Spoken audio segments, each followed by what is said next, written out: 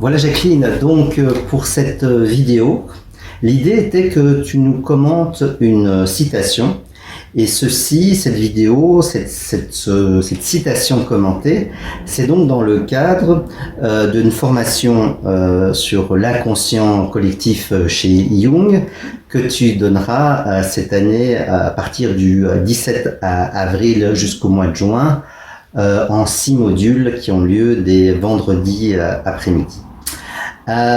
Et donc du coup, quelle est la citation que tu as choisie pour cet entretien-ci? Alors j'ai choisi une citation qui est, on pourrait dire, assez modeste ou qui a l'air un peu banale, mais qui permet quand même d'aller loin dans la réflexion, et qui dit ceci. Donc Jung écrit, pour que la vie s'accomplisse, pour son accomplissement, la vie n'a pas besoin de perfection, mais de plénitude. Alors c'est une citation qui est tirée d'un ouvrage de Jung, il en a écrit une bonne trentaine, qui s'appelle Psychologie et alchimie, et qui est un gros bouquin dont la moitié est consacrée à une longue série d'analyses, de décodage de rêves d'un seul et même patient, la seconde partie étant consacrée à l'alchimie.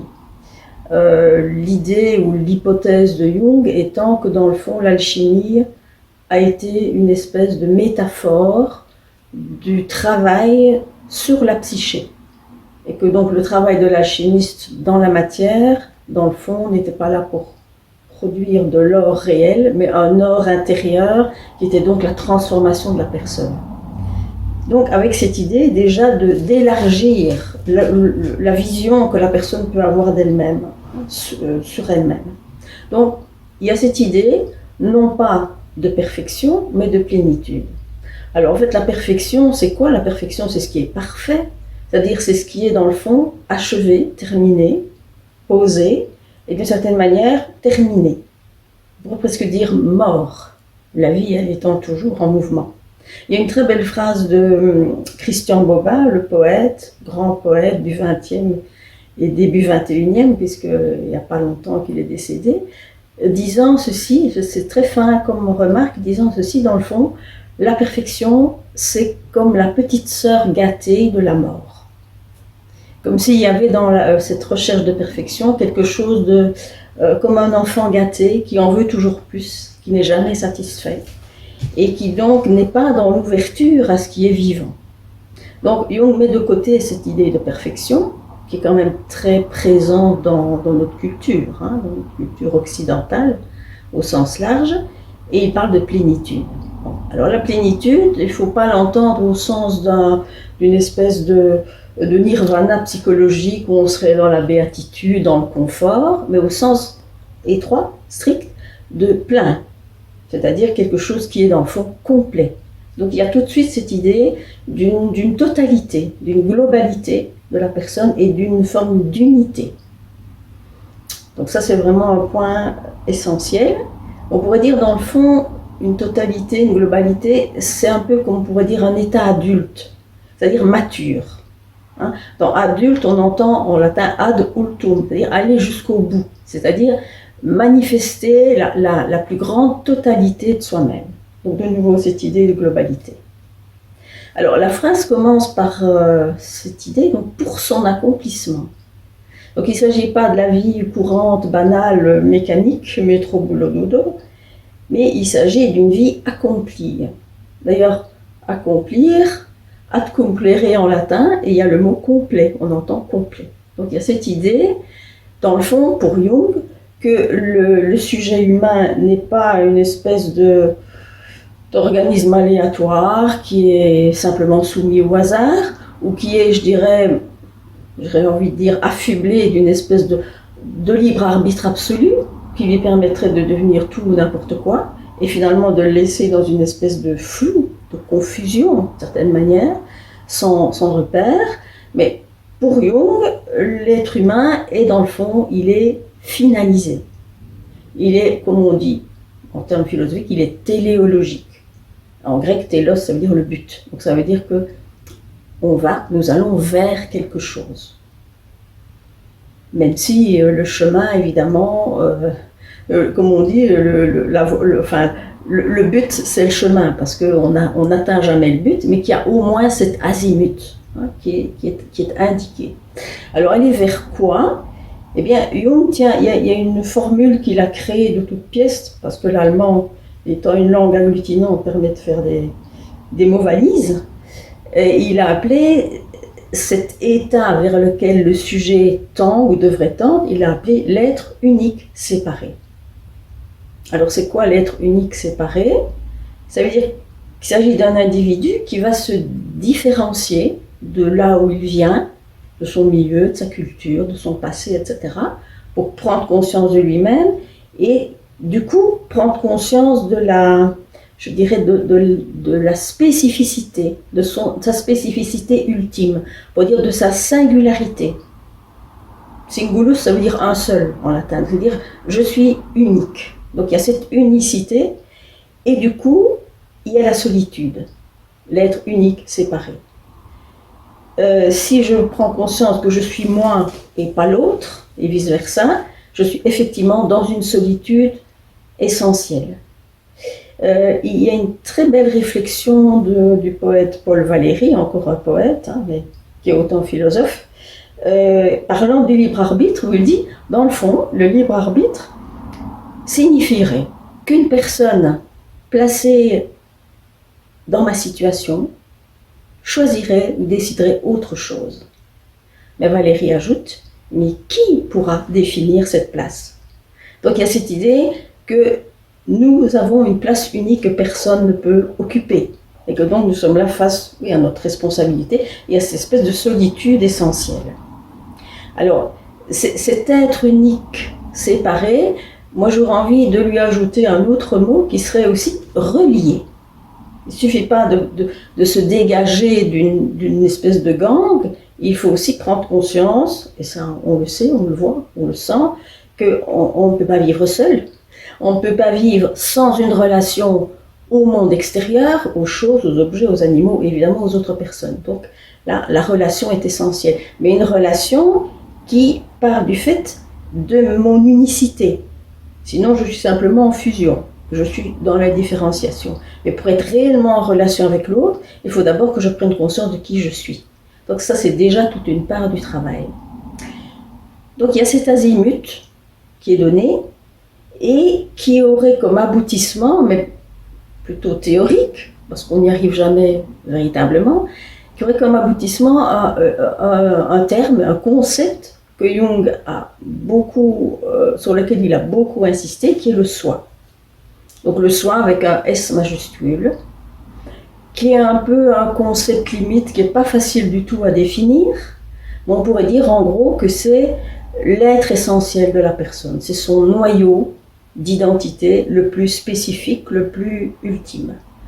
Dans le fond, c'est ce que la tradition chrétienne occidentale appelle l'âme, d'une certaine manière. Alors, ce soi, dans le fond, on pourrait dire aussi c'est la totalité de la psyché, conscient et inconscient, et avec tous les aspects, toutes les couches superposées de l'inconscient. Et en quelque sorte, comment est-ce qu'on peut le définir? On pourrait dire d'une part théoriquement, mais c'est évidemment abstrait comme expression, que ce serait dans le fond un point à partir duquel je peux avoir une vision globale de ce qu'est une personne, donc de la totalité de la personne, un peu si vous voulez comme une vision à 360 degrés, qui serait donc une espèce de centre à partir duquel on perçoit l'unité de la personne. Donc ça, évidemment, c'est assez théorique. Alors, il y a un disciple, je dirais, de Jung, qui s'appelle Élie Humbert, qui avait une très belle formule pour expliquer le soi, non pas de façon théorique, mais de façon, je dirais, concrète, vécue. Il disait ceci, il disait, mais quand est-ce que le soi, par exemple, se manifeste? C'est quand il y a en moi quelque chose qui dit autre chose que ce que le moi dirait. D'ailleurs, Jung, évidemment, oppose le soi et le moi. Enfin, il les oppose non pas comme des ennemis, mais comme deux pôles qui sont en tension, d'une certaine manière. Donc, c'est un petit peu peut-être comme dans certaines circonstances de la vie, où on a un but, on a des affinités, on a un désir, on a un projet, et on fait le maximum pour que ça se développe, et qu'en même temps on se rend compte que irrésistiblement la vie ne nous mène pas là, mais ailleurs. C'est-à-dire qu'il y a quelque chose d'autre que mon projet égotique. Donc, il y a vraiment cette notion soi et moi, où le soi va apporter des éléments tout à fait différents. Et Jung appelait le soi la psyché objective. C'est-à-dire qu'elle vient avec une vision beaucoup plus large. Le moi, lui, il disait, c'est la psyché subjective, c'est-à-dire, c'est mon ego avec mes goûts, mes affinités, mes répulsions, mes envies, mes désirs, mon vouloir, etc.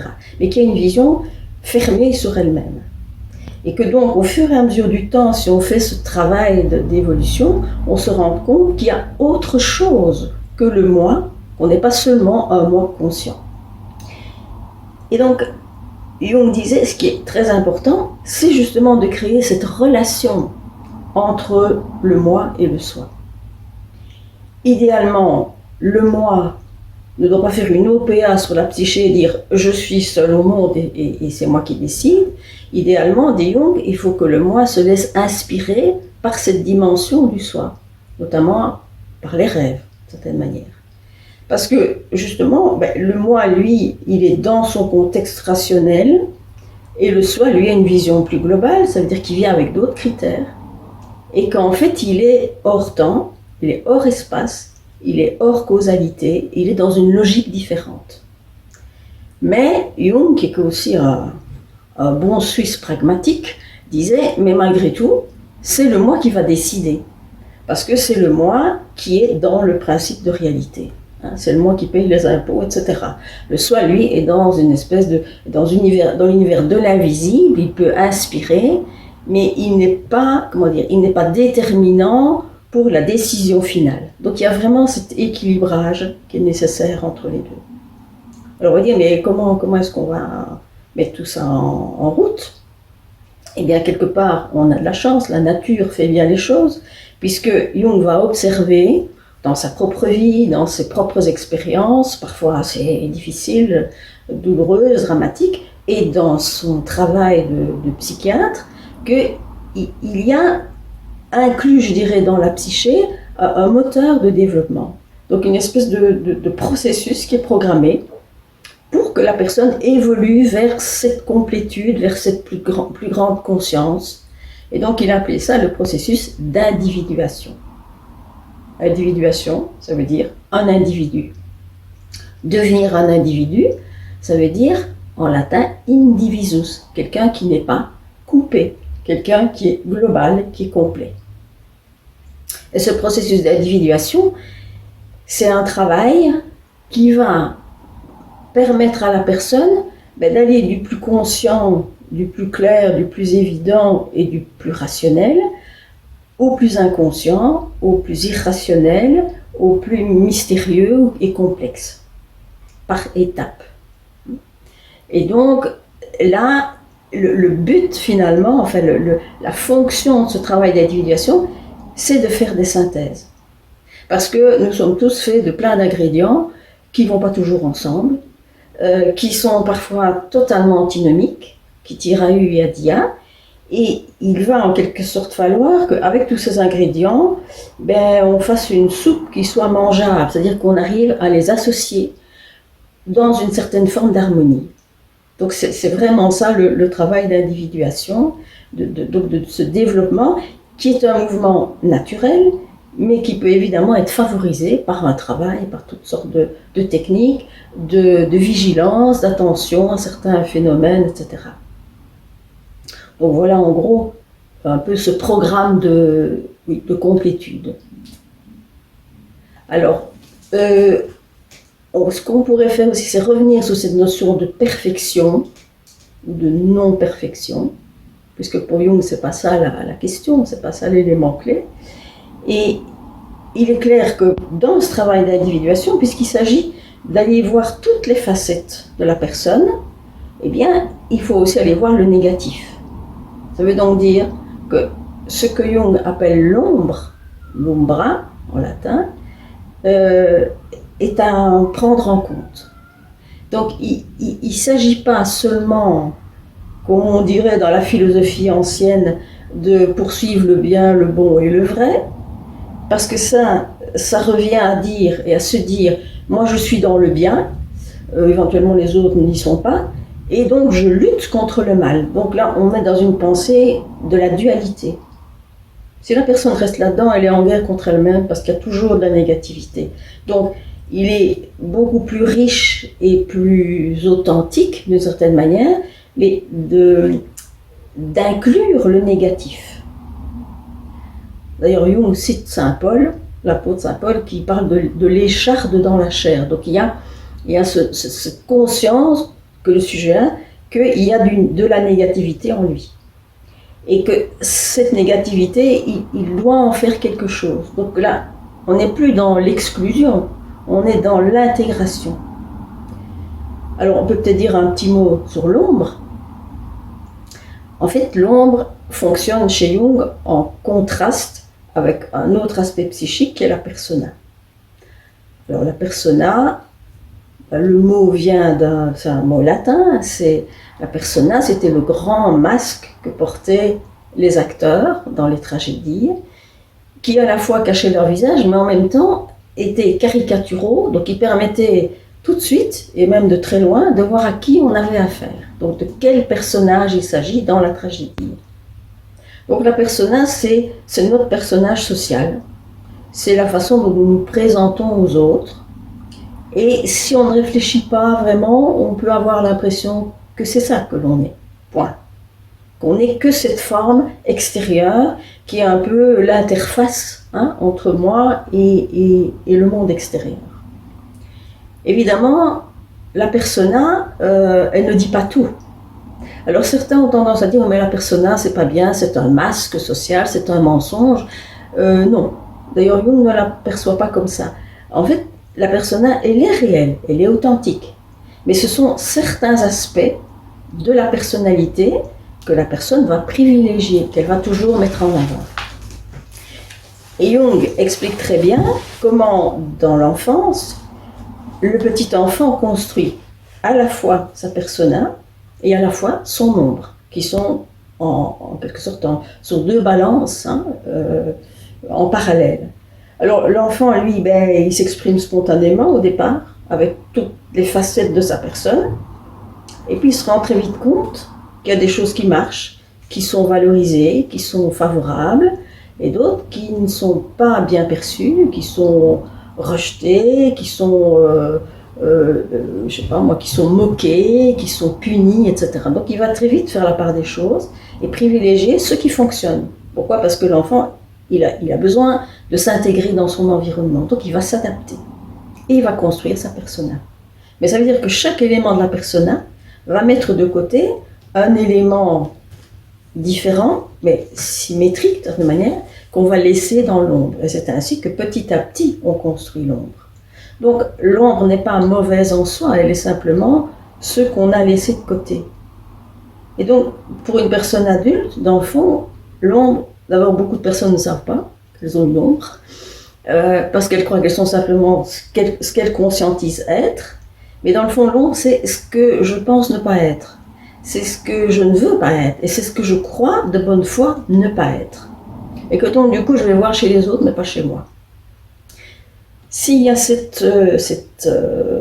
projet, cette volonté d'aller vers la complétude, eh bien, on est obligé de faire avec l'ombre.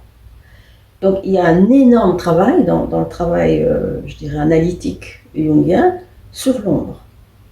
Déjà, il faut admettre qu'on a une ombre. Ensuite, il faut voir ce qu'elle contient. Et ensuite, qu'est-ce qu'on va faire avec ce contenu de l'ombre.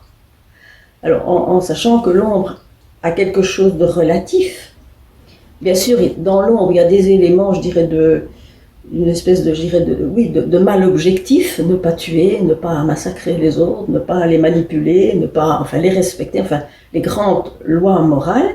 Et puis, il y a toute une série d'autres choses qui sont contextuelles. Il veut dire que pour, je sais pas moi, un enfant, s'il est dans un milieu d'intello, on va lui dire, mais les gens qui sont dans le manuel ou qui font du sport, ça n'a pas de valeur. Ça passera dans l'ombre. On peut imaginer une famille à l'inverse, où on dit, eh ben, nous, on est dans le concret, dans la matière, et les intellos, on les méprise ou on considère qu'ils n'ont pas une bonne vision des choses. Et là, qu'est-ce qui passera dans l'ombre? Ce sera exactement l'opposé. Donc il y a quelque chose d'extrêmement personnel, évidemment, dans l'ombre, en sachant que l'ombre vient toujours équilibrer la personne. Et que tant qu'on n'a pas été voir dans l'ombre, ben on n'est pas complet. Hein, on n'est pas dans cette complétude. Et alors je disais équilibrer, ça c'est un élément très important dans la pensée et dans la recherche, dans la réflexion de Jung. C'est une loi qu'il a observée aussi au fil du temps et qui est ce qu'il appelle la loi de compensation. Et alors il reprend un terme des philosophes grecs, je pense présocratiques, il parle de l'énantiodromie. Antidromain, ça veut dire aller à l'opposé. Alors ça veut dire quoi? Ça veut dire que peut-être dans la matière en général, dans l'univers en général, mais en tout cas dans la matière psychique, dans la vie psychique, on se rend compte que quand une tendance se développe, donc prend forme, prend de l'ampleur et se développe de plus en plus, elle va s'accompagner du développement de l'énergie, je dirais, contraire. Parce que si je vais toujours dans le même azimut, dans le même axe, sans nuance, nécessairement je vais arriver à un point de rupture, parce que je ne tiendrai pas compte de la totalité des choses. À ce moment-là, l'autre énergie va venir contrer cet axe que je m'étais donné pour rééquilibrer. Et donc, si on applique ça à l'ombre et à la persona, on peut dire que l'ombre vient équilibrer la persona.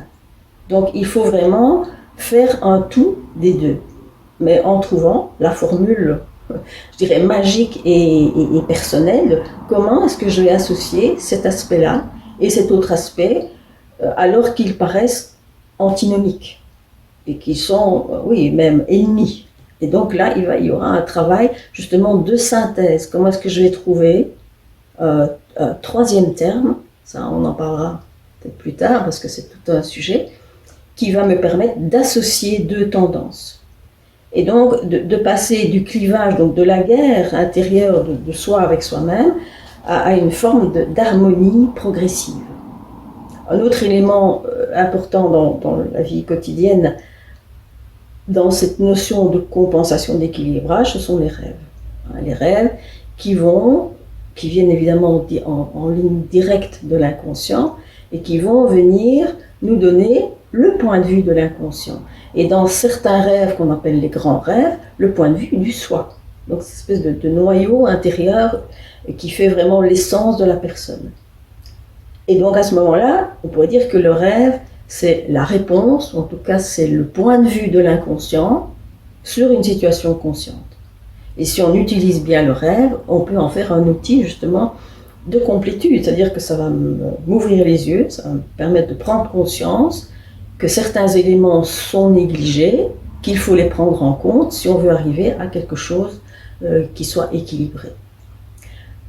Alors la loi de compensation, Jung, il l'avait perçue, vécue, ressentie, observée, et puis il l'a redécouverte, mais avec un émerveillement dont il parle beaucoup, quand il a fait la rencontre avec la pensée extrême-orientale et la pensée précisément du Tao. Donc ça c'était fin des années 20, je crois 1929, où il a eu l'occasion de lire et de préfacer un ouvrage d'un jésuite qui vivait en Chine et qui avait écrit un ouvrage sur le traité du Tao. Donc il s'est rendu compte que tout ce dont il avait eu l'intuition, la préscience, avait déjà été formalisé dans la pensée taoïste. Et avec cette idée, effectivement, de deux forces qui sont totalement différentes, mais qui sont complémentaires. On voit bien le motif, le graphisme du Tao, avec le yin et le yang, et on voit bien cette notion d'énergie différentes mais complémentaires qui, par leur dynamique, finalement, créent la réalité. Et on voit même précisément dans le dessin que lorsque l'énergie yang, par exemple, qui est représentée en blanc, arrive à son amplitude maximale, apparaît un petit point noir qui est le yin. Ça, c'est exactement la loi de compensation, c'est-à-dire qu'une chose allant à son extrême va produire le contraire. Et dans le yin, qui est représenté en noir, à son extrême, on trouve un petit point blanc. Et donc, c'est cet équilibrage permanent qui permet justement à la vie d'être vivante et pas être dans une espèce de perfection désincarnée qui serait statique. D'ailleurs, dans la culture chinoise, notamment le chiffre, enfin l'idéogramme qui représente le chiffre 4, qui est donc le carré, qui est le cube, qui est la stabilité, sert en même temps pour désigner la mort. Je veux dire que dans cette pensée qui est très dynamique, qui fonctionne sur le 3, effectivement, les choses carrées, arrêtées, symétriques sont déjà mortes. Et pour qu'il y ait une dynamique, il faut toujours cette énergie du 3, c'est-à-dire ce déséquilibre qui arrive à une harmonie, puis qui va progresser de synthèse en synthèse. En fait, le but de l'individuation, c'est d'arriver à la vision la plus globale de soi-même. Évidemment, c'est toujours à continuer, à parfaire. Donc voilà, une citation là, assez brève, mais qui permet, qu'on peut déployer à travers toutes ces notions, donc de complétude, du soi, de l'individuation, de la relation du soi et du moi, du travail de synthèse et de complémentarité des contraires. Ce que l'alchimie, d'ailleurs Jung s'est beaucoup intéressé à ça évidemment, ce que l'alchimie appelle le mariage des opposés, ou l'union des contraires. En alchimie, c'est le yin et le yang, le roi et la reine, le soleil et la lune. Et donc l'individu, à son échelle, a à faire ce travail d'équilibrage des forces contraires et de toutes les facettes de ces énergies yin et yang, pour en faire un tout, et donc finalement quelque chose de réellement vivant qui va à ce moment-là être accompli, c'est-à-dire arriver quelque part à son terme, mais d'une façon dynamique. Voilà, donc on peut parler de tout cela autour de cette citation.